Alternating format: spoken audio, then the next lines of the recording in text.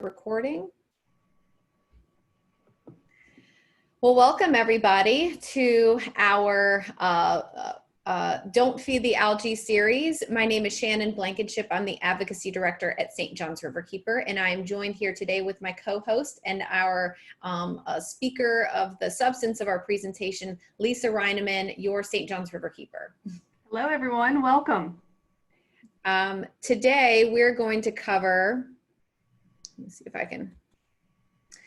We're going to cover the latest in this series, which is the Central Florida water withdrawals. But if you're interested, feel free to check back at any of our previous presentations. We discuss algae blooms in general, algae blooms as they relate to flooding and resiliency efforts, how we can be river friendly in our yards, sewage sludge, the restoration of the Ocklawaha River, and in upcoming episodes, we'll be discussing tributary health and human waste, as well as ending our series with policy solutions.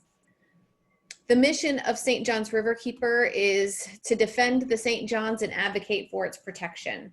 And we do this in many ways. Not only investigating pollution problems, especially when it comes to reports of algae blooms, but then advocating for the policy solutions connected to those pollution problems, seeking solutions with our policymakers and educators and decision makers, educating the public, and that includes educating educators themselves, which we do through Emily Floor, our education director, and raising awareness with the community, which we do through multiple citizen community groups that we've created, like our Rising Tides, which are young professionals throughout the watershed, our River Patrol, which are boaters, eyes and ears on the water, as well as our Water Policy Group, our Headwaters Advisory Group, and our volunteer network. So thank you all for being a part of the ways that we do our work. The agenda today, again, is going to cover the basics of understanding algae before we jump into the substance of the connection of the Central Florida water withdrawals, and then we'll conclude with discussing the common ways that we can avoid the algae, prevent the algae, and report it. So I'm going to jump right into understanding the basics of algae, because all of these topics that we're bringing up at St. John's Riverkeeper feed into one little component of the way that algae blooms grow. And so you really have to understand the basics of how algae blooms are fed and how they grow in order to understand how we're connecting the dots with some of these topics.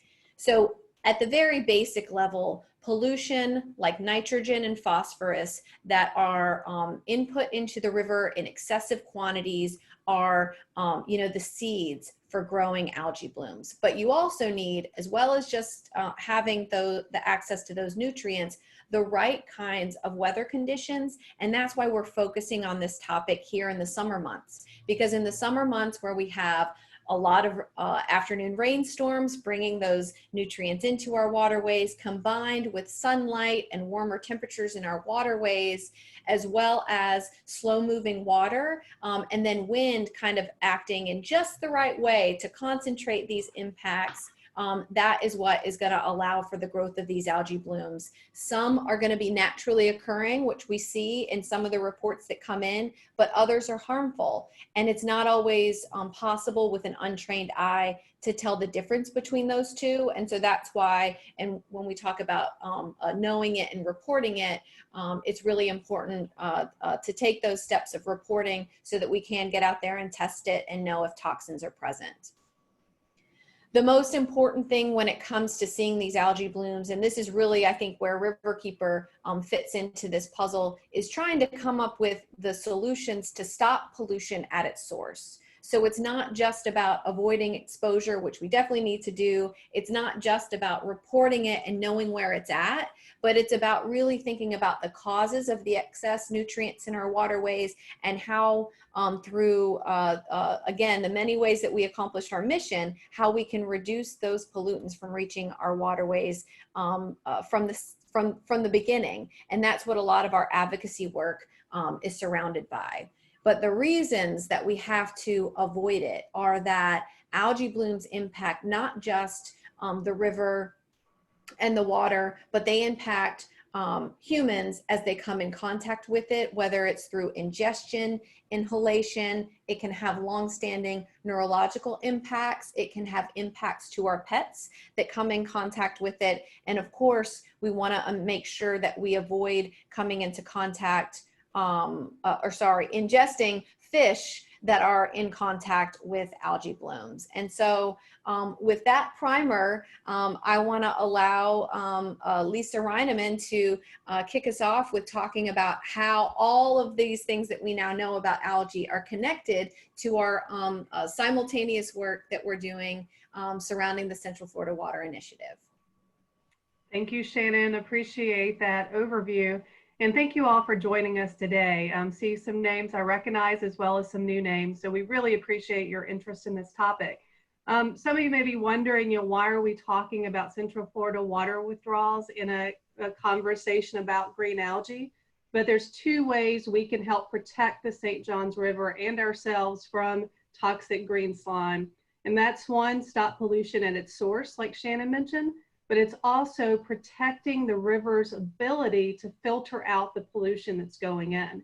And with the Central Florida water withdrawals, you'll hear that unfortunately these proposed surface water withdrawals not only add additional pollution into the system, it also damages the river's ability to filter it out. So it's a double whammy. So it's an important part of this conversation. Next slide, please.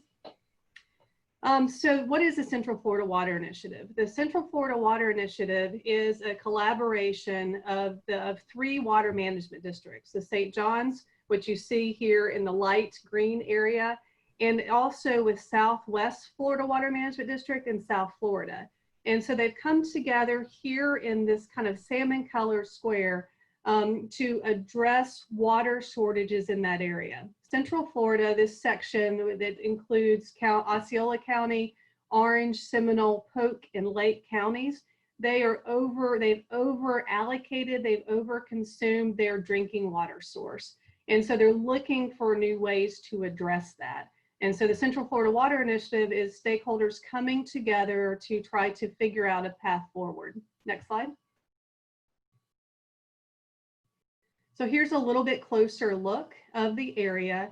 And you may think, well, how does this impact the St. Johns? But if you look just to the right towards the East Coast, you see that starting down in Indian River County, Shannon, if you could point at Blue Cypress Lake. And right there, go down right there is Blue Cypress. This is the headwaters of the St. Johns. And so as you go north, you see that there's a large portion of this area that's directly connected to the St. Johns River. In fact, many of the 100 freshwater springs that provide the St. Johns River freshwater, critical freshwater source, is part of this scenario. So the water use in this Central Florida area has already impacted the St. Johns River, as well as some of the solutions are going to present future risk. And so it's very important that we look at this from a holistic situation. Next slide. And so just to give you a quick overview of what the plan is currently saying. They're basing the starting point off 2015 population. It's 2.9 million people currently in the area as 2015. They're anticipating there to be almost a 50% increase, so of up to 4.4 million. And remember, they're already, overusing their drinking water source, so that presents a huge problem. And they're projecting a 53% increase in water use of public supply, which we believe is unsustainable growth and unsustainable use. We need to focus on using less water and having a sustainable growth. And so how do we know that we're already using more water than we should in that area? And there's several very telling signs. One, there's a decline in lake levels. A lot of these lakes are connected directly to the aquifer, and so as the aquifer is drawn down, the water starts getting sucked down into the aquifer. We're also seeing a decline of spring flow. And since the St. John's depends on spring flow for fresh water, in return, we're seeing a reduction of fresh water to the St. John's River already due to overuse of the aquifer. In addition, you're seeing sinkholes and damage to wetlands in the Central Florida area. And when you see damage to wetlands, then that provides, it actually is damaging water quality, and you're losing the flood protection. Wetlands act like sponges, and so it can actually increase flood risk in certain areas. Next slide. And so one of the concerns that we've had for years in working on this conversation is Central Florida is looking at prioritizing alternative water supplies instead of prioritizing sustainable water conservation. We believe that we have to live within our water means. You can't create new water. You're going to be robbing water for somewhere. And right now, the Central Florida Water Initiative is depending on siphoning more than 150 million gallons of fresh water out of the St. John's River, which creates significant impacts to our river downstream. Next slide. So what they're proposing is they're going to need 855 million gallons a day for 2040. And they also believe that there's additional capacity with the aquifer, and that's questionable. As our friends on the call from the Middle Basin area in Central Florida, there's already significant impacts to wetlands and springs that are unacceptable. And so that's numbers a little bit in question. But what the plan is projecting is a 95 million gallon a day deficit. And they're saying, well, we can meet about 50 million gallons a day with water conservation. And we believe there's much more you can do with water conservation. But they've recognized more than 160 million gallons a day from water from the St. John's River.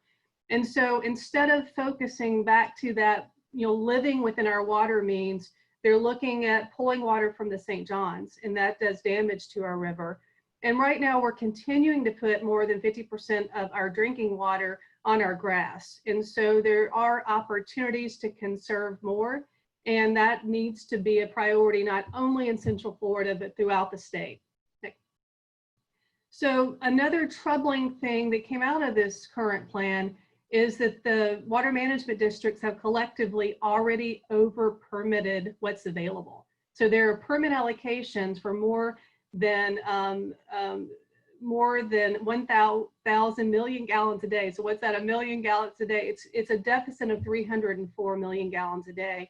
So they have permitted water that does not exist, and it will continuously cause harm to the aquifer, to our springs, to wetlands in the area, to lakes, unless they do something significant. And so it's one of those situations where it's almost making them have to provide some other source of water, and we believe that has to be done with conservation. Next slide. So, we've been having this conversation since 2008, and one of the issues that came up in 2008 was, has there been adequate study to determine if you can safely pull water from the St. John's River in this way? And the Water Management District, in fairness, they did a $3 million study, and it is more science than we've had on this topic, but it came to the conclusion that sea level rise and runoff from development will reduce or eliminate the effects of water withdrawals. And so let that sink in a minute. The plan basically points to sea level rise as being a good thing, and runoff from development will reduce or eliminate the effects of water withdrawals. The problem with that is both of those things that are supposed to eliminate the impacts create significant problems for our St. John's, specifically with blue-green algae. One, we'll talk about in detail with sea level rise in just a moment, but runoff from development brings more pollution. So this study says that the impact will be offset in a way that will damage the river's ability to filter out the pollution and cause more pollution into the system. So it's a double whammy. And you may be asking, how can they say this? But it's basically they didn't look at the full equation. They looked at water quantity and not fully at water quality. And you can't look at water quantity without looking at quality, or you would not, if you looked at water quality, you wouldn't have this conclusion. So we believe this study is not a green light to allow these water withdrawals, and there's significant flaws that need to be addressed or more analysis, and that needs to be done before there's any of these permits to withdraw water from the St. John's. But let's get more into detail. So when you have salt water, when you draw fresh water out of the St. John's, remember the St. John's River is extremely flat, especially from the middle basin area where they're wanting to pull this water. When you start pulling fresh water out of the system, it starts allowing more salt water to go further upriver. And so as you get more salt water intrusion from the water withdrawals, that actually accelerates the negative impacts of sea level rise. And it multiplies the negative impacts from the dredging that we've discussed, and it does damage to those submerged grasses and wetlands that are the biofilters of the river. Next slide. And so these are the kidneys of the St. John's. You have to have these wetlands and submerged grasses. They provide some of the best biofiltration available to reduce the pollution, and it's the river's ability to undo the harm that we're creating. According to the Lower St. John's River Report Card, we're seeing a significant reduction of these natural features of the river already due to development, as well as saltwater intrusion from previous dredging and other impacts, as well as we've seen a reduction of fresh water from our springs. And so there's already an unacceptable amount of damage to the river's ability to filter out, and this will only create more threat. Next slide. And so not only is the wetlands powerful from a nutrient pollution removal, they're also very valuable just for local governments. All of the downstream communities from these areas are spending millions of dollars of public dollars to reduce nutrients. And this project will only make that worse, because when you do damage to wetlands, you not only lose the nitrogen removal, the phosphorus removal ability, but that has to be replaced in some way. So according to the River Report Card, this was actually based on an economic study done on the Lower St. John. So this is just the lower. There's still many more wetlands within the middle and the upper basins of the river. But every year they remove almost 200,000 metric tons of nitrogen and phosphorus, and that's about a $900 million per year value of that filtration. And so this is an economic issue. This is also a nutrient pollution problem for downstream areas. Next slide. And so how does that tie back into algae? Number one, it will worsen existing pollution problems. When you have more development, when you have this many people living in an area, you're going to have more pollution getting into the St. John's River. That will increase the frequency of toxic blue-green algae blooms like we're seeing right now. We've had them reported in Lake Monroe all the way up here into Jacksonville. Saw one yesterday just in downtown Jacksonville. It will also further reduce freshwater flow, and increase salinity levels further upstream, which will adversely impact not only the submerged vegetation and wetlands that provide that filtration, but it also has an impact to fisheries, because that's critical habitat for all the different species that we recreationally and commercially fish. And so what can we do? One, we need to focus on enforceable water conservation. This plan right now is focusing on voluntary methods instead of having reasonable, responsible water conservation. And this is important for the long-term stability of Florida. Every economic driver in our state depends on fresh water, depends on good water quality. And so we need to focus on real water conservation that's enforceable and living within our means. We also need to protect the St. John's River and our springs from overuse of the aquifer. Right now, our springs are being harmed due to overuse of the aquifer. There's not the protections in place. There's not enforceable regulatory tools that are being used, and they're moving the needle. And so we're seeing unacceptable harm to our springs, and we're focusing on harming the St. Johns River to offset that harm to the springs. And it shouldn't be either or. We need to have a balanced approach looking at protecting our springs as well as the St. Johns River, and to provide safe drinking water moving forward. So we have to take a holistic approach and not just looking at one piece of the equation, as unfortunately this plan is continuing to do. Third, we have to focus on sustainable growth.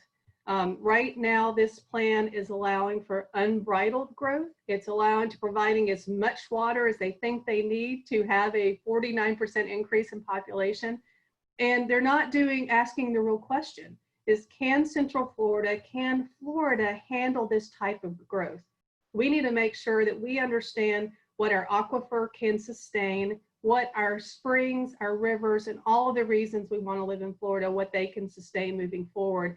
And ask the question is, what is the carrying capacity, and what does sustainable growth look like in Florida, not unbridled growth? And river friendly. Not only can you be more river friendly to reduce your own personal nutrient pollution footprint, like we've talked about in our river friendly program, you can also adopt water conservation practices at home, in your business, with your friends. We need to all reduce water consumption to make sure we're living within our water means. And then stay tuned. This is an ongoing conversation. Right now, if you like to get in the technical weeds of these type of issues, Gabby and I from our Middle Basin office, we're working on the Central Florida Water Initiative rulemaking process that's coming out of the DEP. There's a webinar coming up on August 12th, as well as we're providing technical comment. And then there'll be future votes this fall at both the CFWI Water Initiative Steering Committee and the St. Johns River Water Management District. And that gets the plan in place. And moving forward, if these things continue to do so, there'll be a permitting process, which we will need you and anyone that cares about these issues to engage at that time. So stay tuned, and we'll continue to update you on this issue. Next slide. And with that, I'm going to wrap it up and turn it back over to Shannon. But really thank you for understanding how these things are connected, and look forward to answering any questions at the end of the presentation and figuring out how we can work together to protect the St. Johns River. Shannon?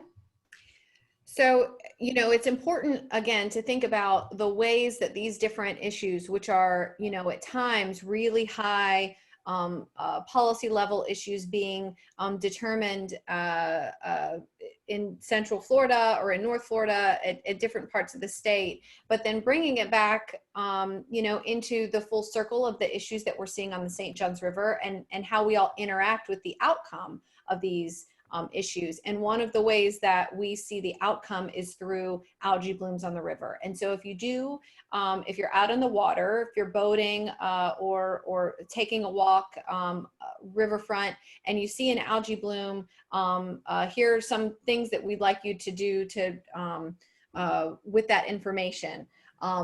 Here are some of the recent reports that we've gotten regarding algae blooms. Just this weekend, we had a sighting at St. Vincent's Hospital. This is in Jacksonville, as well as at the Florida Yacht Club, also in Jacksonville. We had 2 people submit images to us of algae blooms that they had seen. As you can see from this, you know, they're dispersed and sort of, you know, not necessarily, you know, that really strong sort of a green, thick mucus type of algae that you see in other pictures, but there are many kinds of algae, and you can't necessarily tell which are toxic and which aren't without that follow-up testing. So it's really important to report to the Florida Department of Environmental Protection any algae blooms that you see, whether they're suspected or real, and pictures really do help.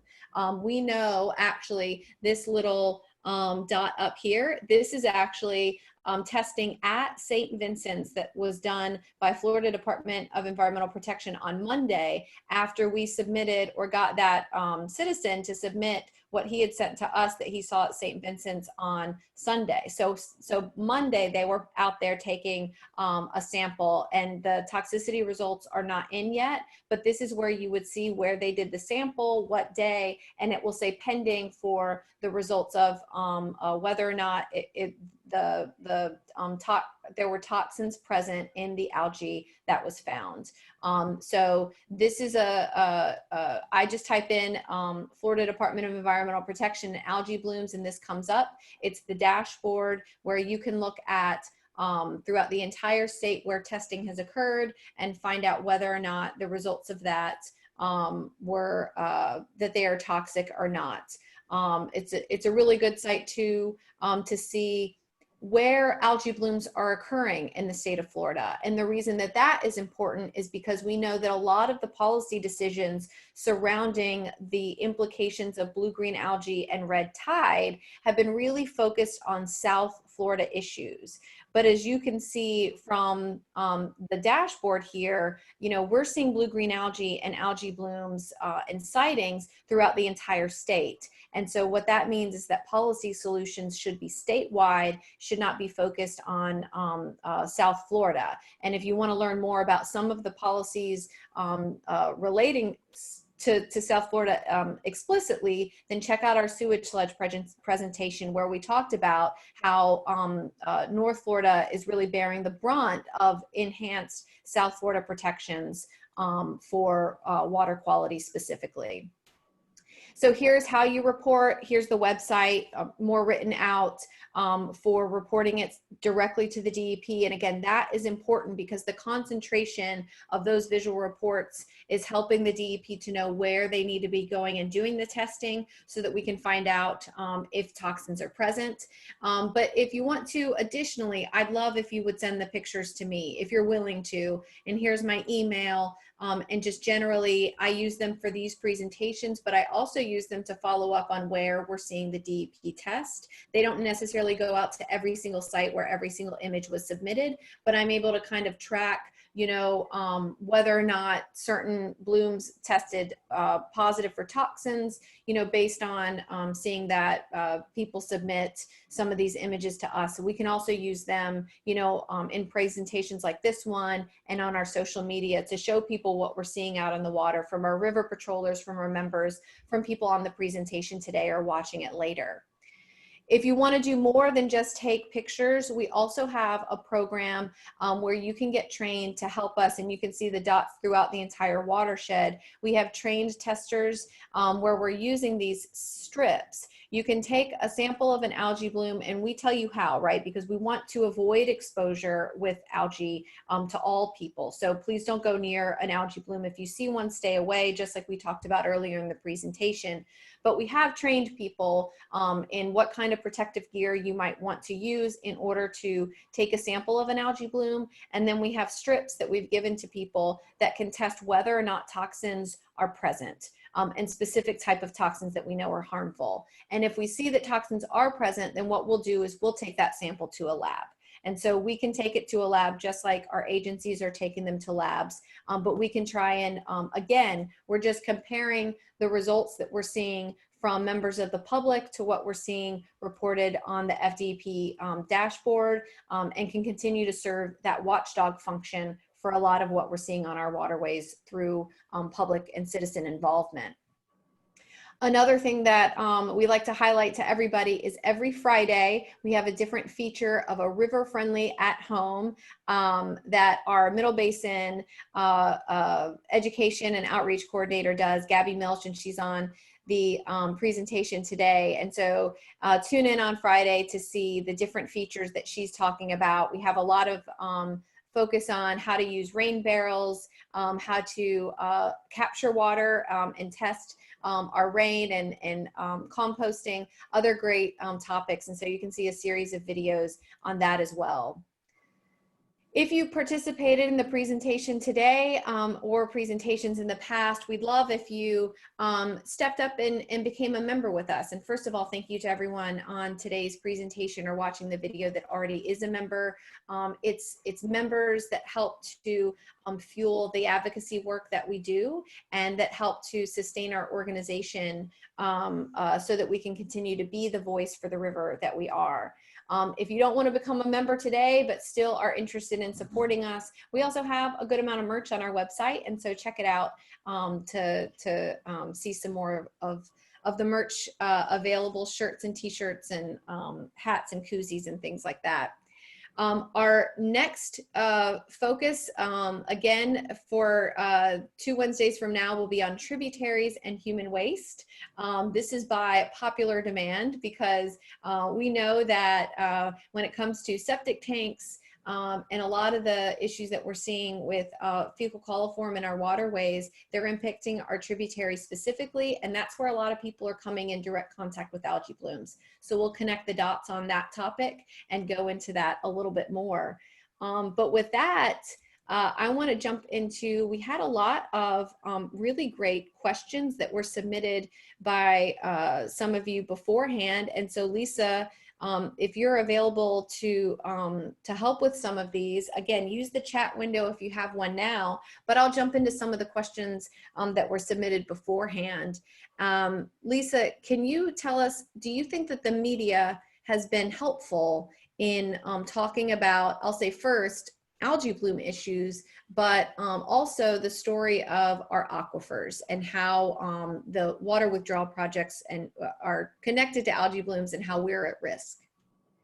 I would say yes and no. And first, let's talk on the positive. I do think when there is a toxic blue-green monster event and there's active slime, we do get a lot of media coverage, but it's typically when it rises to the surface. And, you know, and the challenge with the algae is the symptom. You know, the problem is the nutrient pollution, too much nitrogen, too much phosphorus, and that's an ongoing problem.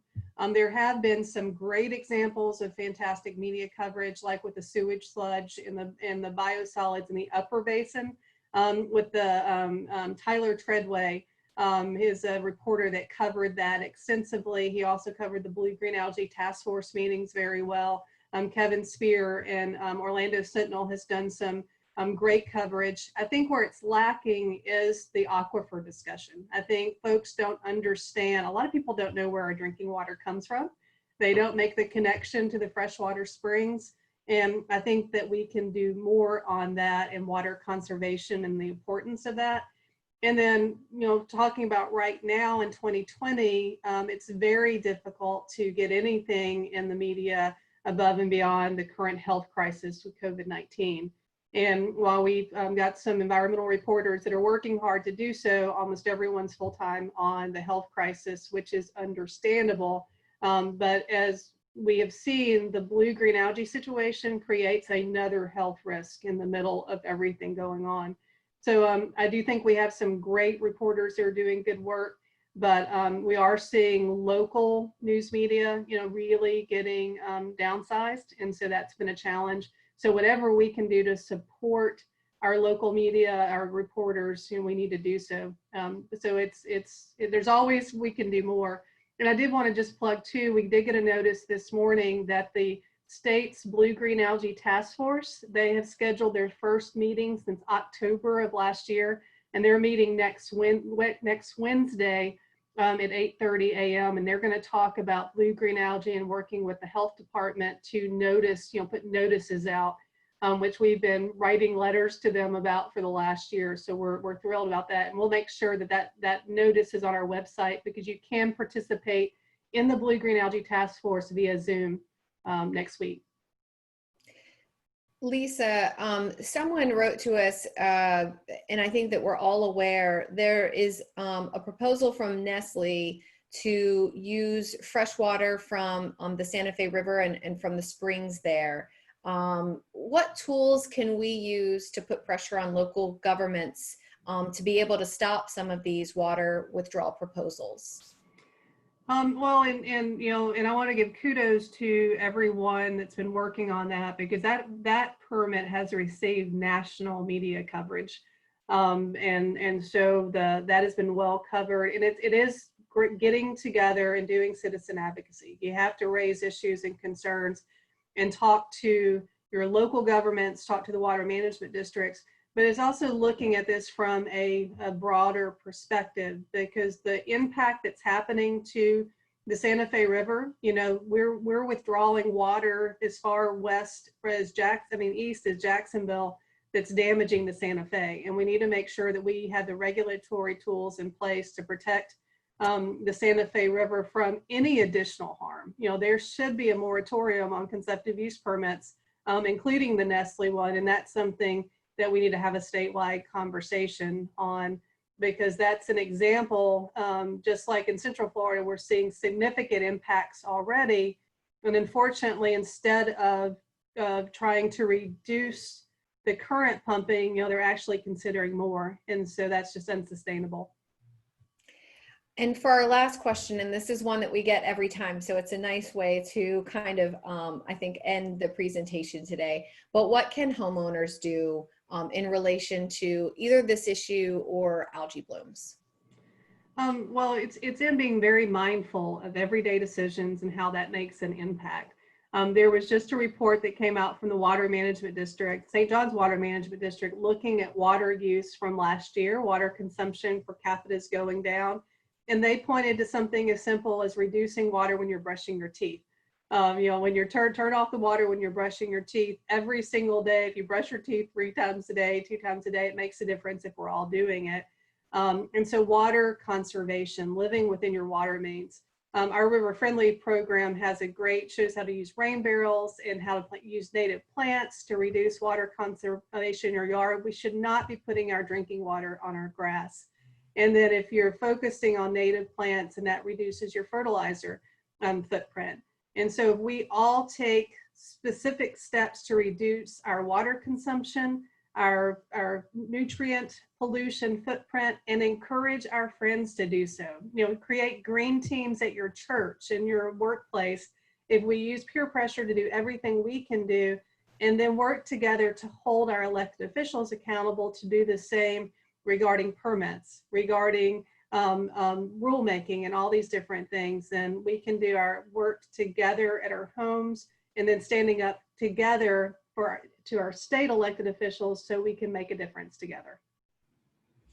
Well, thank you, Lisa. I want to thank everyone for tuning in today. Again, join us in 2 weeks, where we will be talking about tributaries and human waste connected to the algae bloom issue. And this is the latest in our Don't Feed the Algae series, which you can find on our website, all past recordings, and ways to register for future events. Thanks for participating, and everyone have a great day. Thanks to you all. Bye-bye.